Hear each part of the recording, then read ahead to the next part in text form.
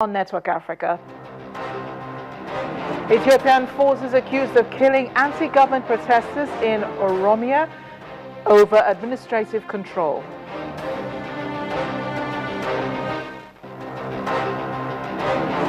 Environmentalist makes the link between Lassa fever and climate change.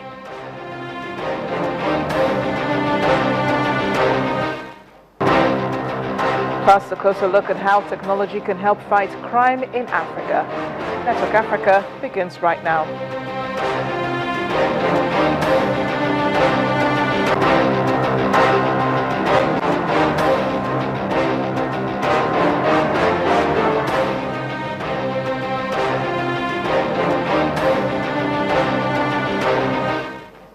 Hello everyone, welcome to the program. I am Amarachi Ubani. We begin in Ethiopia today, where Human Rights Watch is accusing government forces of killing as many as 140 protesters demonstrating against the government decision to the capital's administrative control into the Oromia region.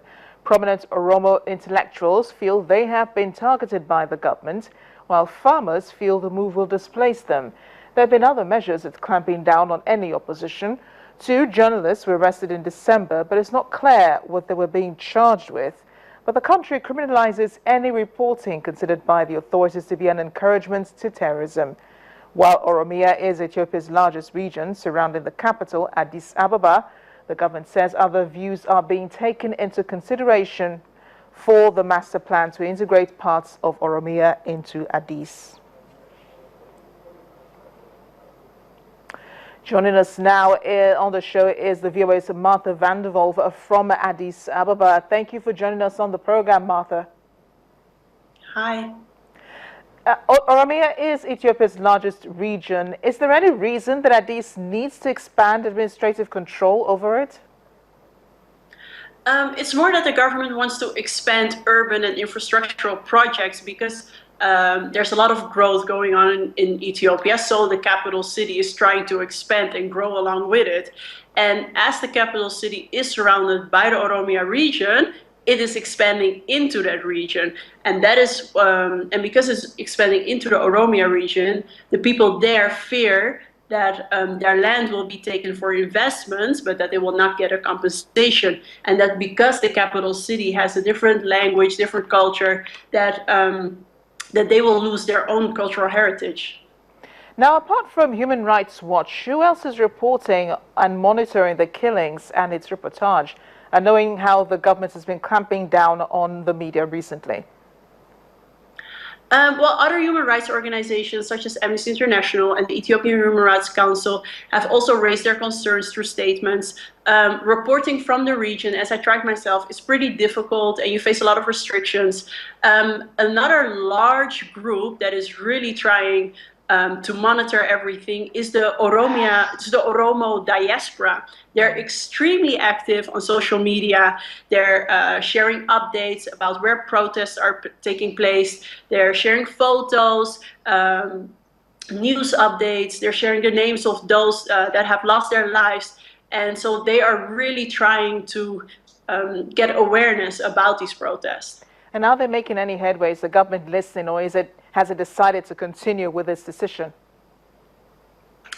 I was unable to get a response from the government today. And the last time I spoke to a government spokesman, he said that security forces have exercised restraint.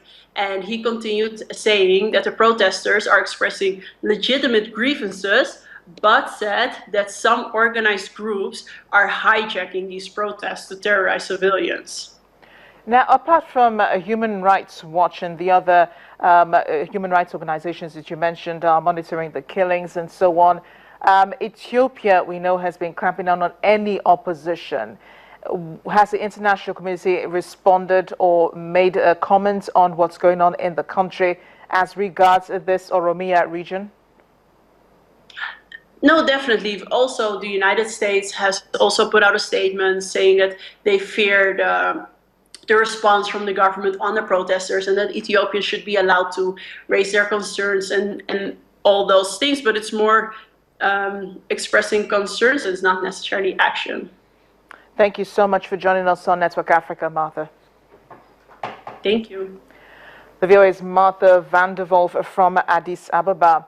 Our security forces in Morocco have arrested a group of 7 suspected Islamist militants linked to Islamic State, including the group's leader, who has been recruiting fighters.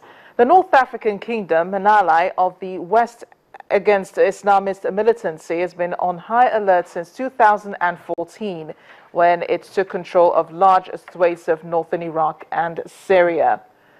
The Islamist group, the latest of a series, says that the authorities say they found plotting attacks inside and outside the country, had been active in the town of Darbouza, near Casablanca. The Interior Ministry says the group had been in contact with IS in Iraq and Syria and had tried to send fighters there for training so that they could return to carry out attacks on Moroccan soil. Well, in South of Africa, where there are reports that President Jacob Zuma secretly received money from Libya's former dictator Muammar Gaddafi and that he feared for his position as president. In an email from 2011 addressed to then U.S. Secretary of State Hillary Clinton, a reporter with Mail and Guardian says knowledgeable individuals have informed him that President Zuma has accepted substantial secret financial support from Gaddafi. They add that the Libyan dictator is calling in these favors to gain international support for his regime. Now, that's the quote from the Mail. This came at a time when the Libyan leader was fighting against forces aiming to topple him.